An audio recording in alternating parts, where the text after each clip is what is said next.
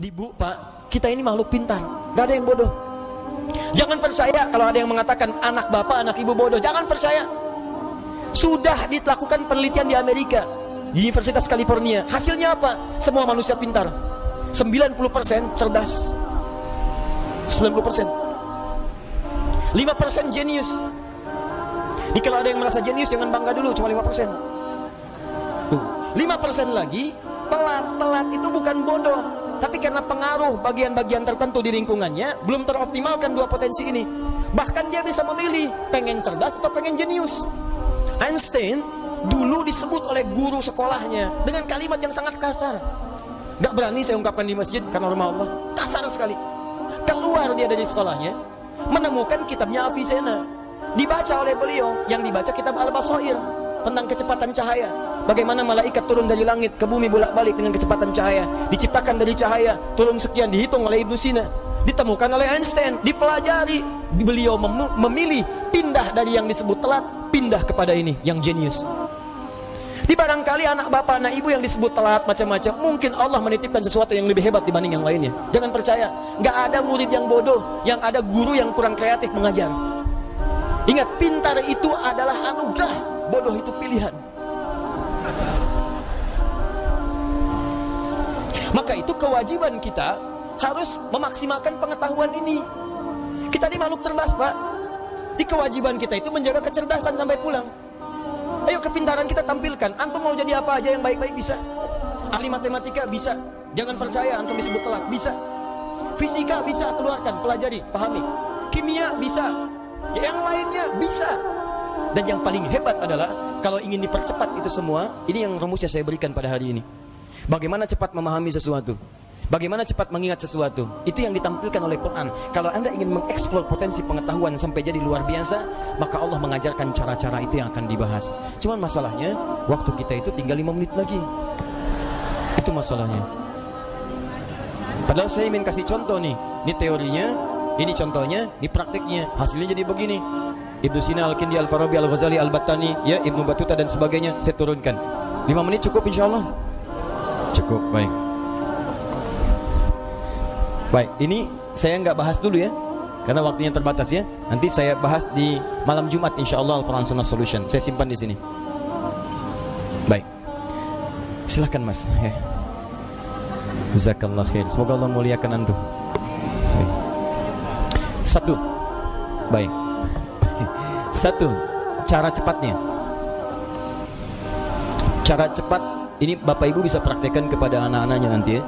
Kita harus yakini karena ini Allah yang menginformasikan. Jadi kita dikasih pengetahuan, kewajiban kita adalah memaksimalkan pengetahuan ini untuk mengoptimalkan fungsi kehidupan di dunia. Kita kan hidup di dunia butuh pengetahuan. Ya, bagaimana mengoptimalkannya? Ini saya percepat. Satu, yang standar dulu, standar. Quran surah Al-Alaq ayat yang pertama. Iqra bismi rabbikal ladzi khalaq. Secara sederhana, baca diartikan belajar. Orang Arab sekarang kalau menyebut Iqra, aina taqra, maksudnya aina tadrus, di mana belajar. Maka yang pertama, maaf kalau Anda muslim, Anda beriman, ya, beriman kepada Allah, yakin dengan kesempurnaan diri kita, kewajiban pertama untuk memaksimalkan pengetahuan, tidak boleh ada orang Islam yang tidak belajar, mesti belajar. Kemudian diturunkan lewat hadis Nabi sallallahu alaihi wasallam, lihat cara belajarnya, perhatikan caranya. Awas, bukan biasa. Talabul ilmi fardhatun ala kulli muslim. Belajar, menuntut pengetahuan, ilmu. Nabi mengatakan talabul ilmi. Nah, ini yang mau saya garis bawahi. Ini kadang-kadang suka jarang diterangkan syarahnya secara mendetil. Al-ilmu, talabul ilmi, mencari ilmu. Apa artinya ilmu? Dalam istilah bahasa Arab, cuma ada dua pendekatan makna pada ilmu. Satu al-fahmu, kedua al-idrak.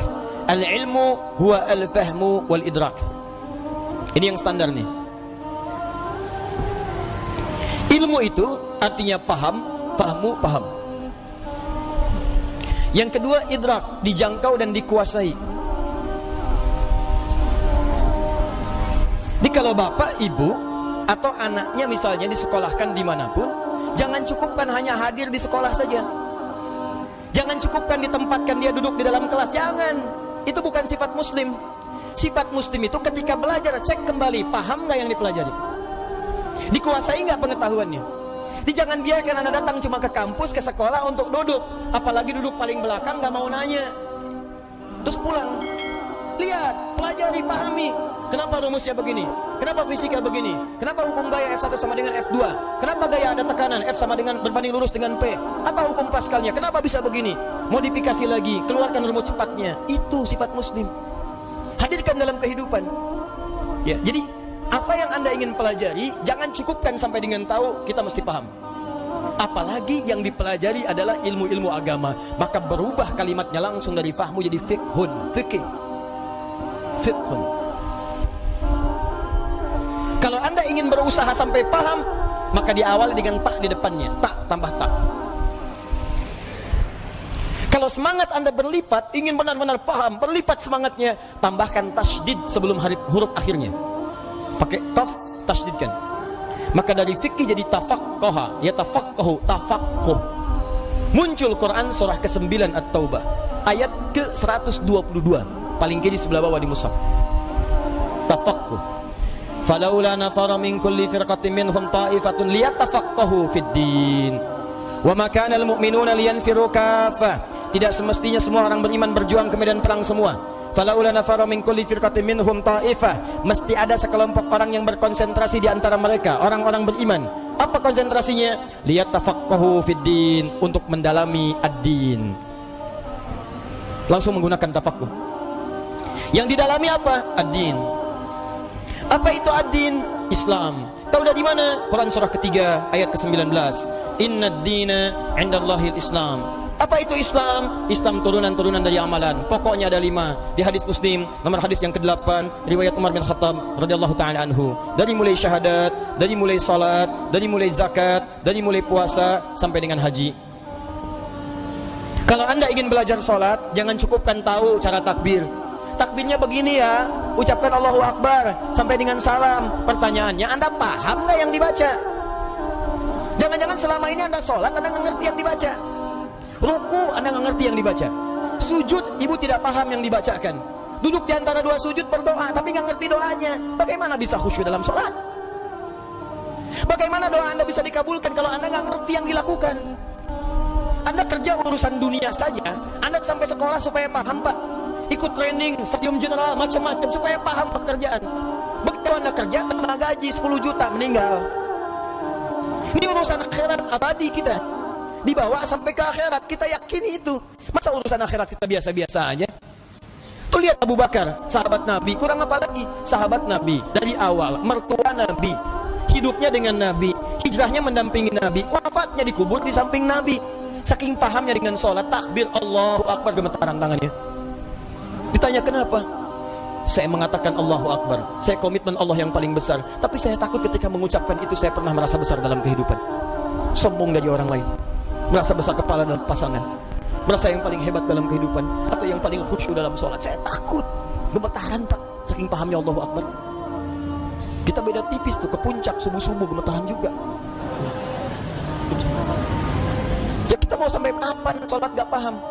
Haji itu, dari sekian yang haji berangkat, paham gak yang dikerjakan? Tawaf dibaca bolak-balik, ngerti gak? Paham gak bacaannya? Saya kadang-kadang suka merasa sedih nih kalau situasi tawaf itu. Kenapa sih travel tidak mengajarkan sesuatu yang maksimal? Ayo, Anda akan ditanya oleh Allah Subhanahu wa taala. Mereka tuh sudah jual kebunnya, ada jual tanahnya, ada jual pakaian-pakaian untuk datang ke sana. Mereka punya hak untuk berhaji dengan benar. Jangan bebani dengan sesuatu yang tidak ada maksimal gitu. Itu kan doa tawaf cuma 2. Doa tawaf itu 2, Pak. 1 dari Hajar Aswad ke Maqam Ibrahim. Subhanallah, walhamdulillah, wala ilaha illallah, wallahu akbar. Itu ada kisahnya. Kalau bacanya benar, maka Allah akan anugerahkan jawaban doa setiap yang diminta, seperti Allah mengabulkan permintaan Nabi Ibrahim. Itu ada di surah Maryam kisahnya. Ada. Dari ayat 47 sampai ayat 50-nya. Ada kisahnya. Makanya kita berhenti di Maqam Ibrahim. Dari Maqam Ibrahim sampai dengan ke Rukun Yamani, bebas mau minta apa aja. Nggak ada doa spesifik. Bahkan boleh pakai bahasa Indonesia. Karena itu kita ditunggu. Makanya belajar dulu fikihnya. Ini saya bacanya gimana cara bacanya ini? Subhanallah, alhamdulillah. Begitu Anda sampai Maqam Ibrahim, baca senyamannya. Minta, ada doa untuk orang tua. Mungkin ibu anda sedang meninggal dunia, dia butuh doa. Ayah anda di alam kubur butuh doa. Ayah anda hidup butuh doa. Tetangga anda, anak anda, istri anda, itu kan kita mintakan. Sampai ke Rukun Yamani, ke Hajar Aswad, doanya kemudian oleh Allah Subhanahu wa Ta'ala diarahkan kepada yang maksimal. Diseleksi lagi yang tadi. Jangan-jangan minta tapi bukan kebutuhan, cuman keinginan, gak ada maslahat. Makanya diarahkan kepada yang manfaat dunia dan manfaat akhirat. Rabbana atina fid dunya hasanah wa fil akhirati hasanah wa qina adzabannar. Sampai situ. Jadi yang tadi anda minta itu benar nggak urusan dunianya? Jangan-jangan minta tapi nggak maslahat dunia. Maka oleh Allah yang bagus dunianya diberikan, yang ada maslahat akhiratnya diberikan, yang kurang baik diganti dengan yang lebih baik. Begitu caranya. Kasihan kadang muter sampai lupa berapa putaran yang sudah dilalui. Ya, ada kisah hebat nih, saya sambil menutup sedikit. Tapi ini tidak harus ditiru caranya, tapi bagus sebetulnya contoh untuk kita. Ada anak muda bu datang ke Ka'bah, dia belum nikah tuh, Syekh Dodo sampai ke sana, sampai di Multazam, dia berdoa, benar, pakai bahasa dia ngerti. Coba mungkin caranya tidak harus seperti ini, ya. Ya Allah, hamba datang ke sini ya Allah untuk memohon kepadamu jodoh. Saya sudah berusaha sampai datang ke Ka'bah ini ya Allah, mohon kabulkan, berikan saya jodoh yang terbaik ya Allah. Tiba-tiba di sampingnya datang perempuan tinggi, putih, hidung mancung, langsung ditunjuk, kayak gini ya Allah. Kayak gini, si contoh. Tapi betul bu, habis itu dia pulang, dia nikah, walaupun bukan dengan yang tadi. Dia nikah. Kata permintaan dia sesuai dengan apa yang dia butuhkan. Ya kenapa kita nggak minta dengan bahasa kita? Ada yang lebih unik, datang dia ke situ, bawa catatan. Ya Allah, hamba datang kemari banyak hutang ya Allah. Engkau maha tahu dengan keadaan hamba. Banyak hutangnya, tidak anda sebutkan. Engkau juga paham. Tapi kalau tidak percaya, ini catatannya. Tempelin. Ada.